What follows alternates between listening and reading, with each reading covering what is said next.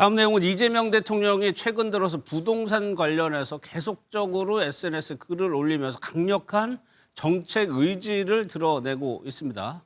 영상 먼저 보도록 하겠습니다. 아주 근본적인 대책은 수도권 집중을 완화하는 것하고 추상적 수치보다는 아주 구체적이고 현실적인 수치를 제시하려고 하죠. 반드시 필요한데 유효한 수단인데 필요한 상태가 됐는데 바람직하지 않다고 안 쓸 이유는 없죠. 근데 만약에 우리가 예정하고 있는 선을 벗어나서 사회적인 문제가 될 정도 상황이다라고 하면 당연히 세제 수단도 동원해야죠. 이재명 대통령이 SNS에 올린 대표적인 내용만 요약을 한 거고 상당히 많은 글을 올리고 있습니다. 거의 실시간으로 지금 시장을 모니터링하는 듯한 내용들도 올라오고 있는데 코스피 5천 넘었죠. 오늘은 떨어지긴 했지만 결국은 경제다. 그러니까 코스피 다음이 결국엔 집값이거든요. 여기에 대해서 강력한 의지를 실제로 가지고 있는 것 같아요. 예, 말씀하신 것처럼 더 이상 이걸 방치하게 되면 우리 경제의 체질을 전환시킬 수 없다. 그리고 부동산 망국론이라고 하는 부분을 고칠 수 없다라고 판단하는 것 같고요. 예. 말씀하셨던 것처럼 체질을 바꾸려면 부동산에 몰려있는 자금을 주식으로 전환시키는 노력을 해야 됩니다. 그러려면 부동산 가격이 더 상승하지 않을 거라고 생각을 해야 상승하지 않으니까 자기가 가지고 있는 자산을 가지고 주식으로 옮길 수 있는 측면이 있는 건데 예. 그러려면 말씀하신 제도를 통해서 아니면 여러 가지 방식을 통해서 대출 같은 경우를 억제하는 방법이 있겠습니다만 이것만으로 안 되니까 공급을 하는 거잖아요. 예. 공급은 두 가지가 있지 않습니까? 새로 짓는 거는 시간이 꽤 많이 걸려요. 3년 정도, 4년 정도 걸리잖아요. 그럼 그 사이에 공급이 돼야 되는 거라면 다주택자들 같은 경우가 자기가 가지고 있는 주택 중에서 일부를 갖다가 매물로 밖에 내놨을 때 시장이 안정될 수 있는 측면이 있는 거 아니겠습니까? 그러니 예.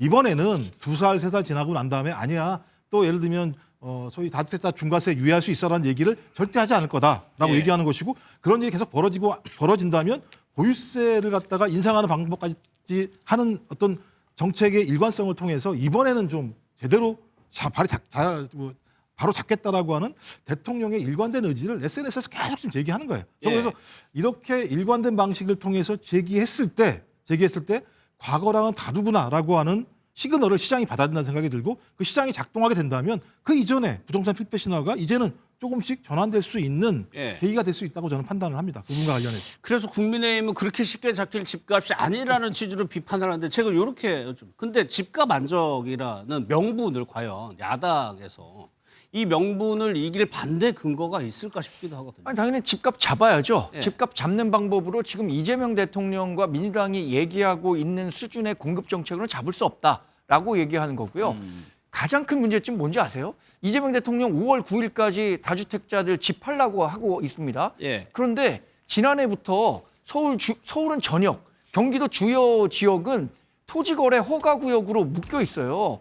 대출 받을 수도 없습니다. 살려고 하는 사람이. 그리고 실거주 요건을 충족해야만 주택을 살 수 있습니다. 예. 근데 앞으로 100일 안에 팔려고 하는데 투지거래 허가구역으로 묶어놨으면 다주택자가 지금 정말 팔고 싶어도 팔 수 있는 길들이 다 막혀 있거든요. 예. 그럼 뭘 어디로 달아날 구멍을 주고 팔라 그래야 되는 거 아닙니까? 이게 저는 이 정도 정책으로 다주택자들은 소수니까 결국에는 다수의 무주택자나 1주택자들의 표를 얻기 위해서 다주택자들을 그냥 악마화시켜서 갈라치게 하고 있는 전형적인 나쁜 정치라고 봐요. 저 10초만. 아니, 10초 하셔야 돼요. 예. 청와대에 다주택자가 한 10몇 명 있습니다. 청와대부터 팔아라. 10초. 알겠습니다. 아니 문재인 정부가 왜 부동산 정책 실패했는지 아세요? 아니 다주택자를 왜 범죄자처럼 투기꾼처럼 막 몰아붙였기 때문이에요. 예. 이건 도덕적인 문제가 아닙니다. 부동산이 폭등하니까 이 폭등을 막아야 된다. 그래야지 서민이나 중상층도 열심히 하면 집을 살 수 있다라고 하는 신념을 주고 그리고 경제 구조가 맨날 그 산업에다 투자를 해야 되는데 산업에 투자하면 수익률이 별로 안 높기 때문에 부동산에 투자를 해요. 그래서 아파트만 사다 보니까 아파트 50억이 100억이 됐는데 경제 구조 자체로 보면 굉장히 취약한 경제 구조로 가는 겁니다. 그래서 예. 대통령이 이거 다주택자 좀 팔아주세요. 안 팔면 양도세 면제는 중과 면제가 안 될 거예요. 그냥 설명해 주는 거예요. 그래서 시장 경제에 대한 얘기를 하는 것이기 때문에 대통령이 이제 부동산 정책에 대해서 공부가 다 됐다.